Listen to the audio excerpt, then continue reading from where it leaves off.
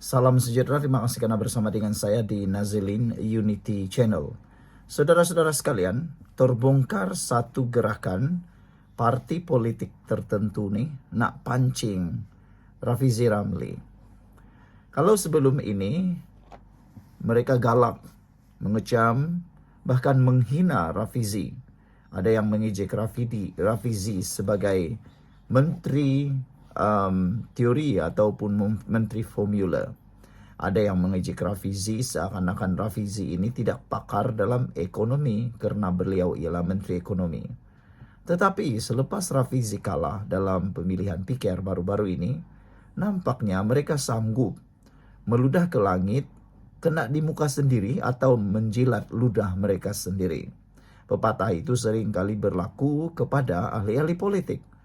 Mereka sanggup menjilat ludah sendiri gara-gara semata-mata mau mendapatkan kepentingan tertentu. Hari ini terbongkar ada parti yang berusaha mahu memancing Rafizi. Memancing Rafizi dengan pelbagai umpan yang mujarab. Berbagai umpan yang mengliurkan lah macam tu. Hari ini daripada Sinar Harian, satu petikan berita mengatakan Rafizi tokoh sesuai sertai payung besar PRU 16. Itu kata Anwar Musa. Wah, tiba-tiba pula Anwar Musa tampil memberikan kenyataan kononnya Rafizi sesuai sertai payung besar PRU 16. Apa maksud payung besar yang dinyatakan oleh Anwar Musa nih? Oke, kita baca dulu baru kita ulas. Ahli Jawatan Kuasa Pusat Tan Sri Musa Aman pula.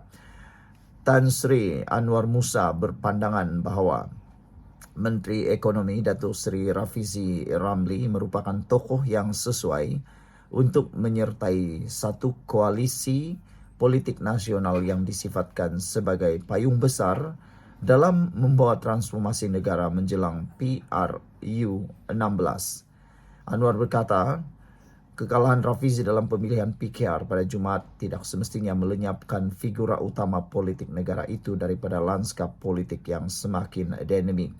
Itu dia. Dia mula cakap tentang lanskap dinamik dan sebagainya. Nak tahu apa itu lanskap dinamik? Lanskap dinamik itu ialah lebih kurang katak politik lah. Lompat sini, lompat sana. Itulah dia dinamik politik. Tapi saya rasa Rafizi tak akan layanlah jemputan dan pancingan ini walau apapun jawatan atau walau apapun umpan yang akan ditawarkan kepada Rafizi. Sebaliknya, bekas Setiausaha Agung UMNO itu percaya bahawa Rafizi mampu membawa perubahan sekiranya diberi ruang menyertai payung besar yang dipercayai merujuk kepada cadangan Ketua Pembangkang Datuk Seri Hamzah Zainuddin untuk membentuk satu konsensus nasional bagi menyatukan rakyat tanpa mengira latar belakang politik, suara keagamaan, masyarakat sivil dan rakyat pelbagai lapisan. Kekalahan Rafizi telah diduga namun ia berlaku dalam keadaan beliau tetap bertanding dan melawan. Saya berpandangan Rafizi menjadi mangsa kepada pembunuhan politik oleh pemimpin partinya sendiri hanya disebabkan kepintarannya, kata beliau. Namun Rafizi tidak semestinya lenyap daripada lanskap politik negara yang sedang bergerak dinamik. Rafizi sesuai menyertai payung besar yang bakal membawa transformasi sebenar menjelang PRU 16, kata Anwar. Seruan Anwar itu dilihat seiring dengan kenyataan terkini Ketua Pembangkang Datuk Seri Hamzah Zainuddin yang mencadangkan pembentukan satu konsensus nasional. Cadangan Hamzah dilihat sebagai usaha menyatukan rakyat tanpa mengira latar belakang politik, suara agama, masyarakat sivil dan kaum sekaligus tidak terhad kepada satu agama, kaum atau wilayah semata-mata, katanya lagi. Saudara, setelah melihat apa yang mereka katakan ini satu pancingan besarlah kepada Rafizi Ramli. Mereka sebenarnya suka dengan Rafizi Ramli. Tapi ketika Rafizi Ramli sebagai timbalan Presiden PKR yang juga merangkap Menteri Ekonomi, mereka pula kata Rafizi hanya Menteri Formula, hanya seorang yang penuh dengan formula. Tapi inilah, bila Rafizi sudah kalah, mereka kata silakan datang bersama kami dalam satu payung. Jadi saya rasa mereka ini memalukan diri sendirilah. Apalah pendapat kamu semua? Salam sejahtera, terima kasih karena bersama dengan saya di Nazilin Unity Channel. Hari ini ada dua perkara yang terbongkar dan dikongsikan kepada Anda semua.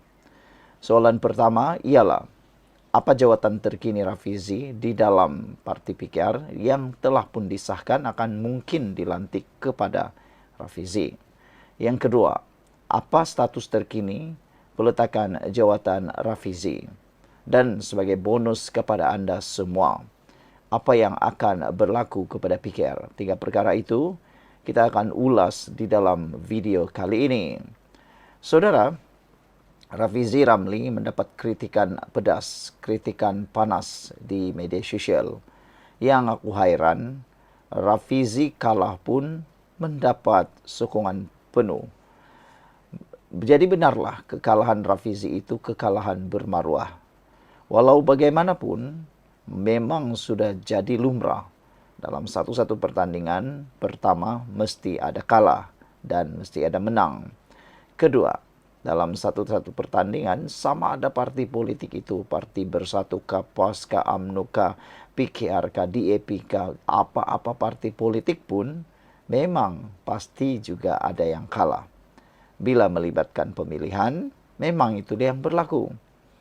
Yang menariknya, dalam pemilihan PKR baru-baru ini, bukan hanya sekadar ahli PKR yang bising atau ahli PKR, pemimpin-pemimpin PKR yang tertarik dalam isu pemilihan itu, tetapi juga melibatkan ahli-ahli parti daripada luar PKR.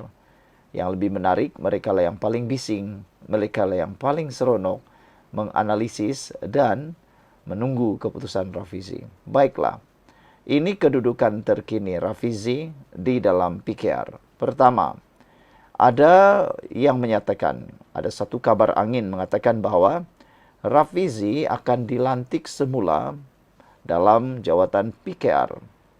Rafizi akan diberikan semula jawatan yang lebih besar.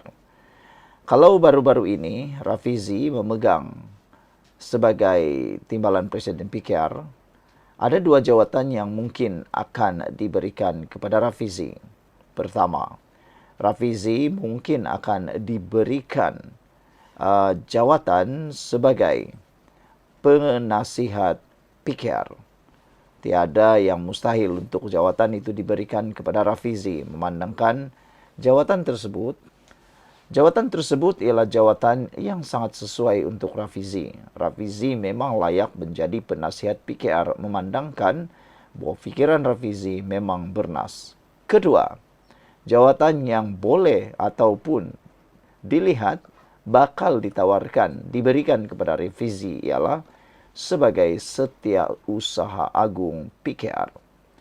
Jawatan ini juga adalah jawatan yang terbaik untuk Rafizi. Dan seingat saya, belum ada lantikan yang dibuat selepas pemilihan PKR.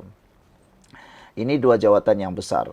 Kalau jawatan di DAP, jawatan yang paling bergerak sebenarnya ialah Setiausaha Agung. Sama juga seperti PKR. Setiausaha Agung peranannya cukup besar. Jadi dua jawatan itu dilihat akan ditawarkan kepada Rafizi. Kedua, perkara yang kita akan ulas hari ini ialah apa maklumat terkini berkaitan dengan peletakan jawatan Rafizi. Apa sudah jadi? Menurut maklumat terkini yang kita terima, maklumat yang diberikan kepada kita, tiada maklumat mengenai peletakan jawatan Rafizi. Jadi ada orang yang marah. Mereka kata Rafizi kencing lagi, Rafizi scam lagi, Rafizi prank lagi. Tapi yang bising menyatakan kononnya Rafizi prank, Rafizi macam-macam lah, itu ahli-ahli parti yang lain. Kenapa mereka nak bising-bising pula? Patutnya mereka mereka diam sajalah sebab mereka tiada kaitan dengan parti PKR. Tapi kaitan antara mereka ialah mereka mau melihat PKR itu retak dan berpecah. Itu sebab mereka suka kalau Rafizi letak jawatan. Malangnya belum ada maklumat mengenai peletakan jawatan, dan saya rasa sampai bila-bila pun Anda hanya mampu menunggu dan Rafizi tidak akan letak jawatan. Sebagai bonus kepada ulasan kali ini, kemana Rafizi selepas ini? Rafizi tidak akan pergi mana-mana. Rafizi ialah panglima perang yang bijaksana memikirkan strategi seterusnya. Dilihat, para penganalisis politik menyatakan bahwa Rafizi akan bangkit lagi, bahkan bangkit lebih tinggi. Anda pernah dengar satu law ataupun satu prinsip, yaitu prinsip bola tenis. Makin jauh Anda jatuh atau daripada jawatan tinggi ataupun Anda di kedudukan tinggi, jatuh seperti bola tenis, Anda ambil bola tenis, letak di kawasan paling tinggi dan jatuhkan dia, dia akan melantun lebih tinggi lagi. Jatuh rendah, lantunan rendah. Jatuh tinggi, daripada kawasan tinggi, lantunan juga akan lebih tinggi. Jadi saya rasa Rafizi akan bangkit dan lebih tinggi lagi beliau bekerja. Kita jumpa lagi, tinggalkan komen Anda.